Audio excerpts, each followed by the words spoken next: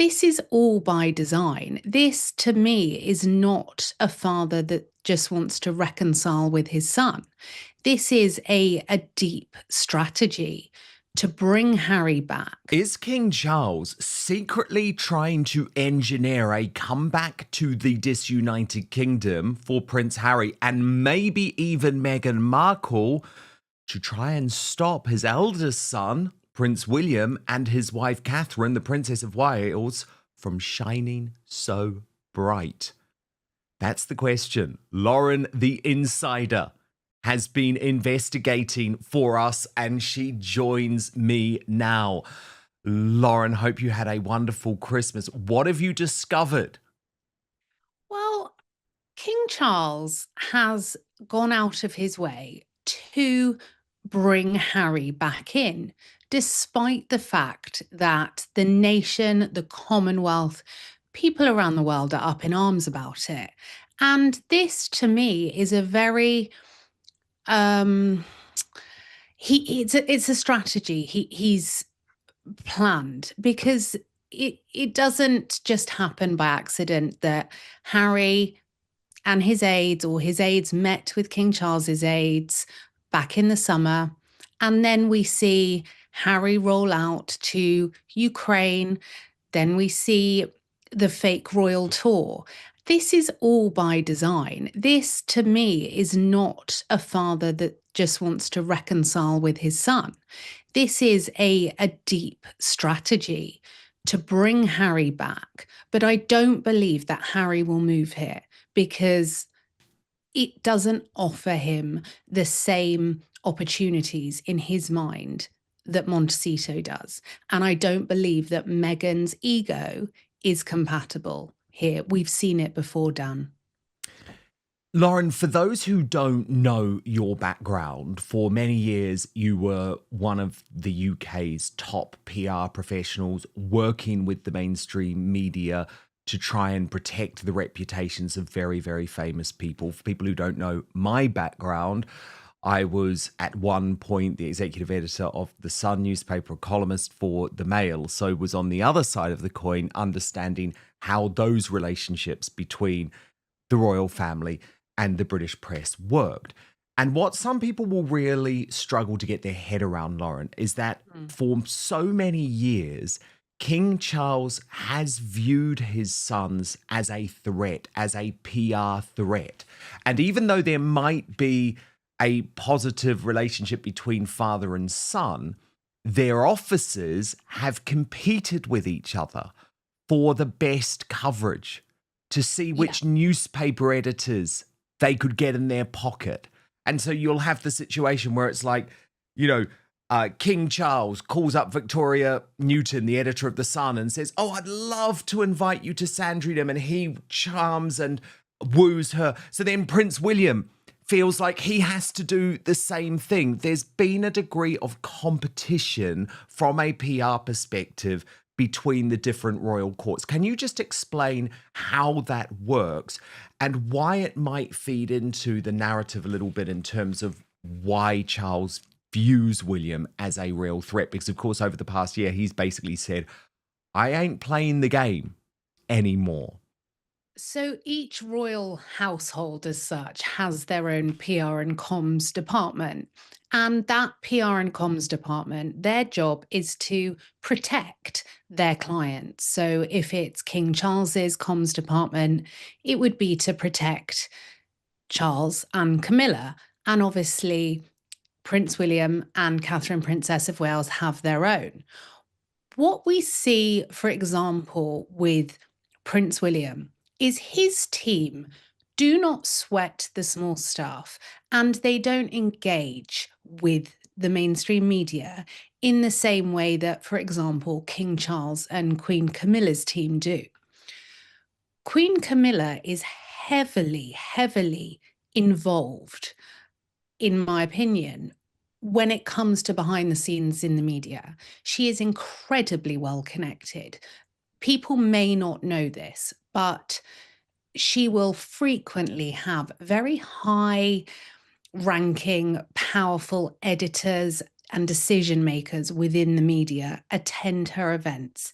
And this has long been the case. It's no accident that Queen Camilla went from public villain to then having a much softer image because she knows the people that are writing the papers. Hence her friendship with Piers Morgan, for example. That so infuriated Prince Harry and Meghan Markle. Exactly. And it's interesting when you mention Harry and Meghan because it's long been known that the relationship between the royals is a push and pull. So the media, to some degree, can have a little bit of flexibility regarding what they write about the royals. So you'll often see that there will be a baddie or there'll be a villain, and then the next week it will change. And it's a bit like waves, Dan. It comes and goes. And the royals need the mainstream media to stay relevant, in their opinion. I mean, I would disagree with that. And the mainstream media needs the royals to be profitable because the mainstream media heavily rely on royalty as part of their business model to shift newspapers or to create clicks. Harry and Meghan wanted to reinvent the wheel. So they really lashed out at the mainstream media. And whilst I'm no fan of the mainstream media whatsoever, the way in which Harry and Meghan went about this is entirely wrong because they sweat the small stuff. They want to sue the media on one hand, and then they want to feature in the media on the other hand. Now, going back to the point of King Charles wanting to make sure people don't overshadow him, I completely agree with this because when Harry flew into the country in earlier this year in September, I have it on rock solid authority that the other royals were told to just chill a bit. No big engagements. And so, whilst some of the royals were doing engagements at this time and were featured in the media, it was very low key. There was nothing that would overshadow, in King Charles's opinion, Harry's visit.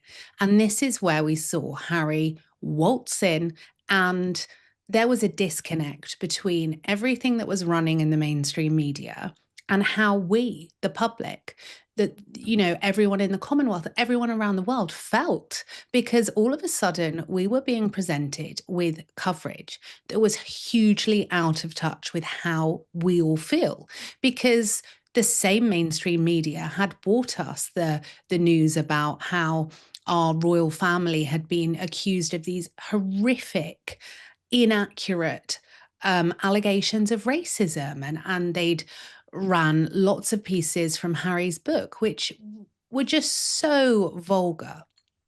And so this this had come from the king when Harry came in, and all the media were writing positively. This came from the king, and the reason I know this, and you know as well, Dan, media will not write favorably about someone who is suing them, who is taking a huge newspaper to trial in the new year.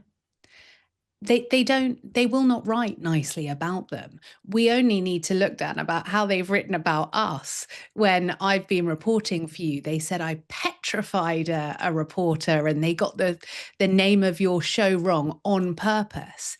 The mainstream media will go for you if you threaten them. And when I say threaten them, obviously we've never threatened them, but we hold a light up and we show how they operate. Well, we do And threaten them because we're revealing how they really work, and we know how they really work because we were doing it for such a long time. That is a threat to their business model, which is already collapsing. well, I mean, I would have used the word threat, but I then just get scared that Keir Starmer, I'm going to get cuffed because I've had that intelligence come It's to not a me. physical threat, but I mean, it's a threat to their Yeah. business model, isn't it? The thing is, Lauren, that Harry and Charles may have an uneasy truce, because it's sort of like your enemy's enemy is your friend. And from a PR perspective at the moment, for King Charles, as bonkers as this may sound, given the issues that he has with Harry and Meghan, given the issues he has with Andrew and Fergie, William provides the real threat to his reign, to his legacy. Because what you've seen happen over the last few weeks is some brave people start putting their head above the parapet and saying, Charles's reign looks like a disaster. Sure, we have sympathy for him because of the timing of his cancer battle, but everything is unraveling. And that was behind the William interview with Eugene Levy, where he made it clear that there were not going to be any golden gooses, that things in the monarchy were going to change. All of that is for Charles a dagger to the heart. And so what Charles's PR team are doing is thinking, well, Harry, yeah, things aren't great between us and Harry and Charles, but Harry might destabilize things for William, because at the moment, William is gaining too much control, too much power, too much influence. The center of gravity within the British royal family is moving towards William. And for Charles, that's a disaster if William is viewed as a regent, as if he's sort of running a regency.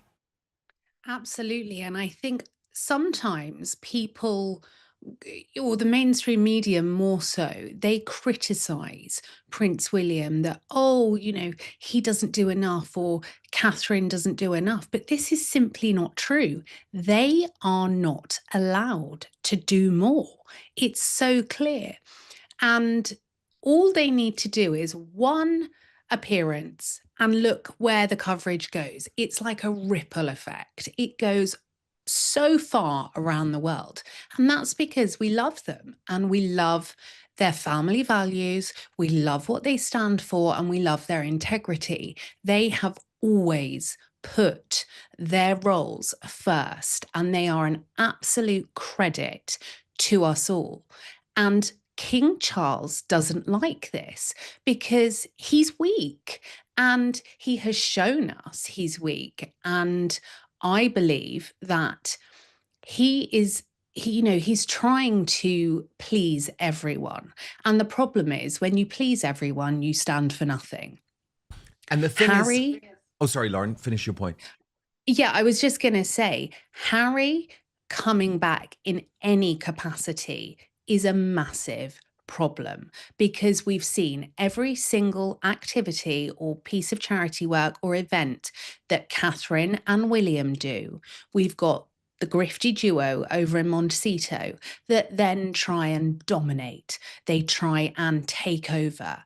And it's ridiculous. And this is exactly why they have to come off the royal website, because King Charles is trying to please everyone. He's trying to be a father, but he can be a father without them coming back. He can be a father without them being on the royal website. Lauren, I couldn't agree more. Because even though we are trying to explain here the motivation behind why King Charles might be engineering this, we're trying to paint a picture of what's really going on behind the scenes of what people aren't reading in the mainstream media. That doesn't mean that I agree with this strategy, and I'm sure you don't. Charles is making a huge mistake here, Lauren. What he should be doing is leaning into his eldest son, bringing his eldest son into his court and say, let's modernize the monarchy together. But the problem is Charles doesn't want to give up that power. And so he does want to try and marginalize William. And what that means is he's not making many of the correct decisions, Lauren. I'll give you two examples. The first is Andrew, right? Charles had to make a decision to either stand by his brother, come what may, or do the unthinkable, and do the unthinkable first before you are forced into it. Instead, there was inertia, and he did nothing. And when the announcement finally came that Friday night a couple of months ago, it wasn't enough. It wasn't an announcement from the king. It was an announcement from Andrew himself. It didn't please anyone. It didn't solve the mainstream media issue. And William was proven right, because just 2 weeks later, Charles had to finally get tough, strip Andrew, boot him out of Royal Lodge, and then his team briefed to the media, oh, this was all down to Charles. He's been really tough. He wasn't, though, because if he was being tough, he would have done this not just 2 weeks ago, but 2 months ago, 2 years ago. Instead, Yeah. he tried to bring Andrew back into the fold like he's doing now with Beatrice and Eugenie. So that's the first example. The second example is, of course, Harry, who William has warned his father about for such a long time. Now, of course, when you're battling incurable cancer, you don't necessarily want to be waging a war with your youngest son, your darling boy, someone who, of course, you have love for. But again, you've got to look at how the late Queen Elizabeth II separated her love for Prince Andrew, widely regarded as her favourite son, and her duty as a monarch to take the correct advice and to Mm. banish him from public life. And the fact that Harry got his way because of this battle between Charles and William is infuriating for me, because I think if I was advising Charles from a strategic point of view, I would say, number one, you've got to get really tough. So Harry's title has to go. The children's title has to go, Archie and Lily. Meghan has to be banned from ever using the HRH. There's got to be a tough action there. You've got to get tough on Beatrice and Eugenie as well. Maybe they are nice girls behind the scenes, but they're not bringing anything to the But who monarchy. And who cares? cares Like, exactly? They're not big enough. They're not an asset. They're just not an asset. And we've got to just be absolutely brutal about that. And unfortunately, they do have some of the grifter quality of their parents, which maybe isn't a surprise because look at how they've been raised. And I don't say that with any joy, because at the same time, I do feel sorry for them in terms of what they're having to go through. And then just bring William in. Make out that yeah. we're doing this together. We're modernizing the royal family together. And I'll tell you why I would give him that advice, Lauren, because if he's worried about his legacy, he could take some of the ownership of this modernization project, begin it with William. Otherwise, what's going to happen is this is going to be a very short reign between a very famous reign, arguably the best reign we've ever had. I mean, I certainly feel that way about Queen Elizabeth II. I guess maybe because I lived through it. That's one of the reasons why. But I think she was our best monarch, and it was an incredible reign. And then William's reign, which I think is going to be bold, is going to be daring, is certainly going to pose some challenges for traditionalists when it comes to the monarchy like me, but fundamentally is about trying to save this institution. And what is Charles?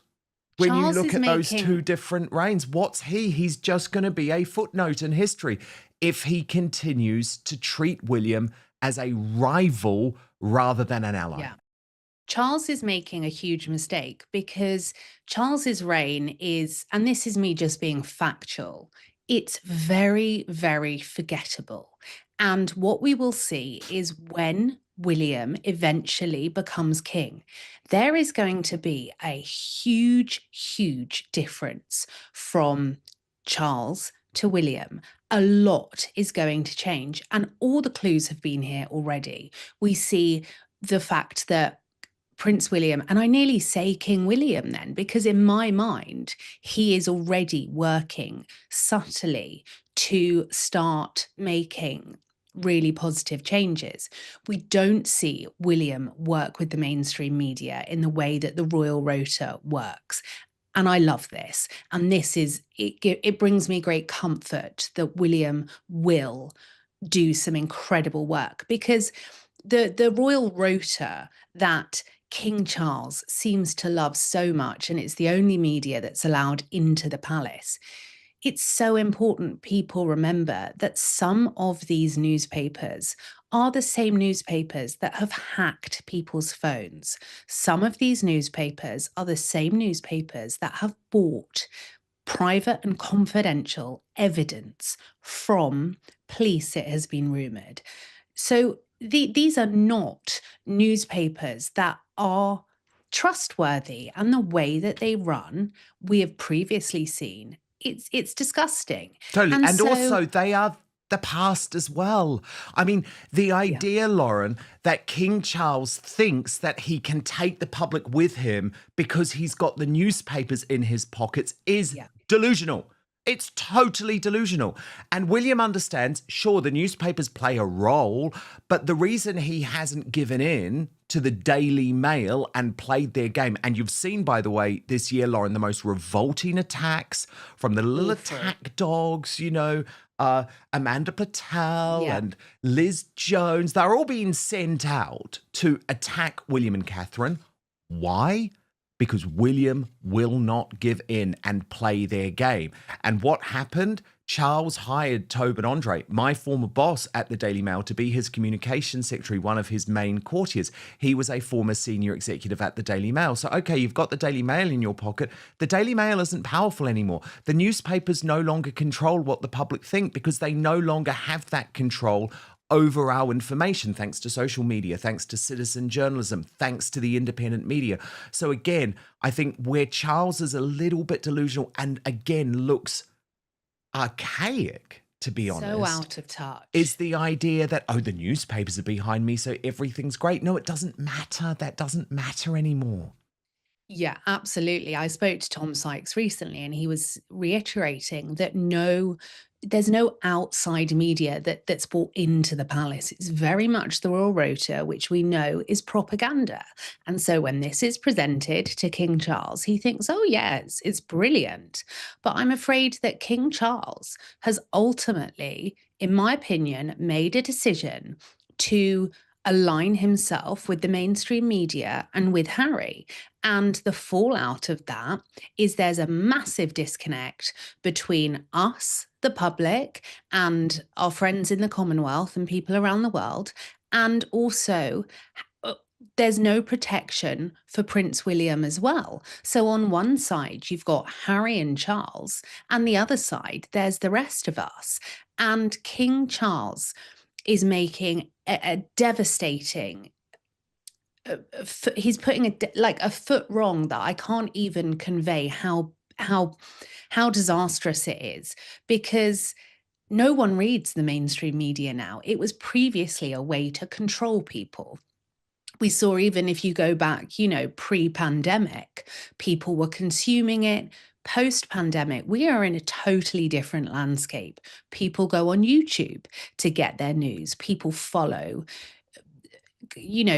content creators direct. So Charles is only appealing to a very small slice of the public, and that is, is carving out a huge amount of people that he is ostracizing with this. Now, on the note of Andrew Mountbatten Windsor, we saw King Charles did not take action. It was Andrew that made the statement, which is insanity, because he should have never had the power to have made that statement in his own words. And we've still got no clarification from the palace as to why this even happened. Now, we all know it's through public pressure, and it's the book that came out from Virginia Giuffre, and it's the fact that Andrew and Sarah both lied about the Epstein emails and the timeline. But we haven't had that in black and white. And the palace do as little as possible to just get away with things. And that has to change, because then, through public outcry, they went a step further. And it was King Charles or the palace that then made the statement. But then I emailed the palace because post the second statement coming out, Dan, Andrew was still on the royal website. And this is disgraceful. And now he's off, but we will see every single thing that's happened. It will just repeat with Harry and Meghan, because again, King Charles has been incredibly weak with this. And I want to reiterate that on a personal level, I truly wish him a full and speedy recovery. And I do hope, if his wish is to reconcile with his son Harry, then that they do that. But that is totally separate to how he is running the country as king and how he is managing everything, because we look to the royal family to be our stability, and we are in very, very turbulent times all around the world, and our king has acted very, very badly. He has prioritized a rat bag son who is on one side of on the other side of the world, taking everything he gets into the public domain. We have seen him on the Stephen Colbert Show behave appallingly. And I always say, regardless of which side politically you sit, if your name starts with Prince, you don't go into those waters talking about those things. He cannot be controlled. And this goes back to as well.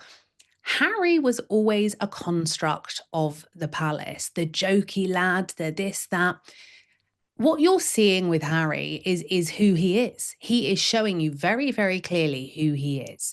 The carefully crafted and orchestrated image that people fell in love with, I truly believe is a construct of people working round the clock at the palace. Because if you look, we've seen who Harry is many, many, many times before he met Meghan. And I believe that his behavior has just got considerably worse since Meghan. No, but you're completely right, Lauren. It was a construct and it was created. And that's why he never understood how much protection he had. And for example, you've seen all of that unravel with the Centre Bali bullying allegations this year. Yeah. Fascinating deep dive. Thank you so much. That is Lauren, the Insider. You must subscribe to her brilliant YouTube channel for so much more of this. And while you're at it, you can subscribe to our Substack too, www. Adam Peaty and Holly Ramsay tied the knot in a lavish and tightly controlled wedding ceremony at Bath Abbey, surrounded by high-profile guests, including members of the Beckham family. Holly was led down the aisle by her father, celebrity chef Gordon Ramsay, who appeared emotional and proud as his daughter married the Olympic swimming champion. The ceremony took place against the backdrop of an ongoing family rift on the groom's side. Adam chose to invite only a small number of relatives, including his sister, following tensions that reportedly began earlier in the wedding planning. His parents did not attend, with sources saying it would have been too painful for them to witness the occasion from outside the church. Despite the sadness surrounding the situation, the couple were determined that nothing would overshadow their special day. Holly arrived wearing a classic bridal gown hidden beneath a white cloak, with her hair styled elegantly and a veil completing the look. Security around the Abbey was heavy, with guards managing crowds and preventing photographs. Guests were instructed not to use their phones in order to preserve the intimacy of the event. Among those attending were famous figures from sport, television and business. Gordon Ramsay later shared a heartfelt message expressing his love for his daughter and welcoming Adam into the family. Celebrations continued long after the ceremony, with guests transported to a private reception for dinner and festivities. The couple, who met through shared television appearances, have spoken openly about their love and excitement for their future together. Despite family tensions and public attention, Adam and Holly made it clear that their wedding day was about commitment, unity, and beginning married life on their own terms.